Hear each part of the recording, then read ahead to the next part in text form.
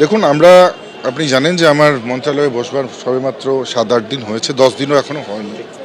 কিন্তু বসেই প্রথম আমার যেটা লক্ষ্য ছিল যে মানুষগুলো প্রতারিত হয়েছে, যে মানুষগুলো খেলাধুলোর আঙিনায় এসে, ক্রীড়াঙ্গনে এসে যারা অপমানিত হয়েছে, লাঞ্ছিত হয়েছে, যারা চোখের জল ভাসিয়ে যাদেরকে এই ক্রীড়াঙ্গন থেকে ফিরতে হয়েছে, সেই মানুষগুলোর ন্যূনতম সম্মান আমি ফিরিয়ে দেব।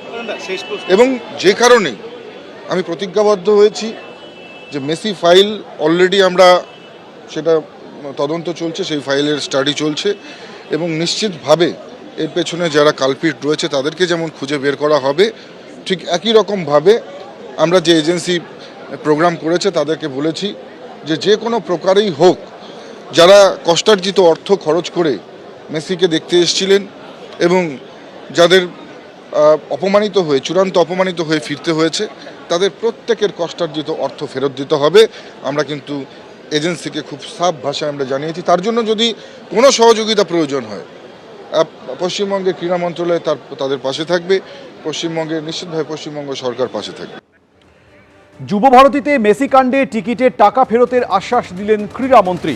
দ্রুত খোলা হবে মেসি কাণ্ডের ফাইল, আশ্বাস নিশীথ প্রামাণিকের। সরকারি চাকরিতে বয়সসীমা বৃদ্ধি নিয়ে বিজ্ঞপ্তি জারি করল রাজ্য সরকার। চাকরির আবেদনের বয়সের ঊর্ধ্বসীমা 5 বছর বৃদ্ধি, বিজ্ঞপ্তি জারি রাজ্য সরকারের। গ্রুপ এ পদে চাকরির সর্বোচ্চ বয়সসীমা বাড়িয়ে করা হয়েছে 41 বছর। গ্রুপ বি পদে সর্বোচ্চ বয়সসীমা করা হয়েছে 44 বছর। গ্রুপ সি এবং গ্রুপ ডি পদে সর্বোচ্চ বয়সসীমা বাড়িয়ে করা হয়েছে 45 বছর। রাজ্য সরকারি সংস্থা, সরকারি কোম্পানি এবং স্থানীয় কর্তৃপক্ষের নিয়োগের ক্ষেত্রেও সর্বোচ্চ বয়সসীমা 45 বছর। 2026 সালের 11ই মে থেকে এই নির্দেশ কার্যকর হবে, বিজ্ঞপ্তি জারি রাজ্য সরকারের।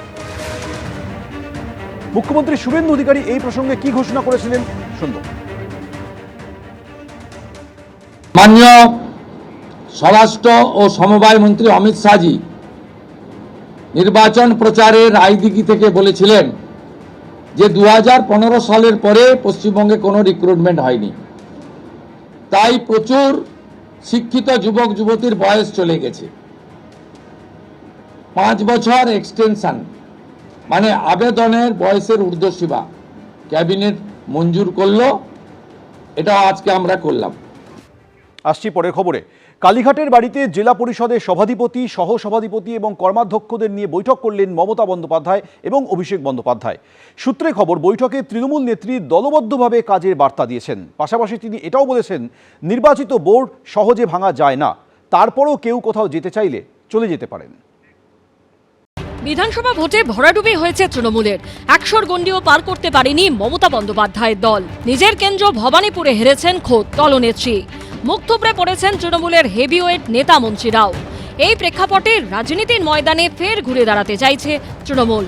রবিবার কালীঘাটে 20 জেলার জেলা পরিষদের সভাধিপতি, সহসভাধিপতি ও কর্মাধ্যক্ষদের নিয়ে বৈঠক করলেন মমতা বন্দ্যোপাধ্যায় ও অভিষেক বন্দ্যোপাধ্যায়। সূত্রের খবর, বৈঠকে মমতা বন্দ্যোপাধ্যায় বলেছেন, রাজনীতিতে চড়াই উতরাই থাকবেই, সকলে একসঙ্গে কাজ করুন, দলবদ্ধভাবে থাকুন। ভোট পরবর্তী হিংসায় যে সমস্ত কর্মীরা আক্রান্ত, তাদের পাশে থাকুন। সূত্রের খবর, তিনি আরো বলেন, জেলা পরিষদ নির্বাচিত বোর্ড, সহজে ভেঙে দেওয়া যায় না, তারপরেও কেউ কোথাও যেতে চাইলে যেতে পারে। সূত্রের খবর, দলের কর্মীদের চাঙ্গা করতে নিজেই পথে নামবেন মমতা বন্দ্যোপাধ্যায়। চলতি সপ্তাহে কলকাতায় তৃণমূলের অফিস রং করার কাজে হাত লাগাবেন তিনি নিজেই। সূত্রের খবর, ওই দিনই রাজ্যের সব জায়গায় তৃণমূলের অফিস রং করবেন নেতাকর্মীরা। রাজ্যে গোহারা হারের পর দলেরই একাংশের বিরুদ্ধে চাঞ্চল্যকর অভিযোগ তুলেছিলেন বীরভূমের হাসনের তৃণমূল বিধায়ক কাজল শেখ। একটা কথা অবশ্যই আমি বলবো, দলের মধ্যে কিছু গাদ্দার ঢুকে আছে, যাদের জন্য এ পরাজয় হয়েছে।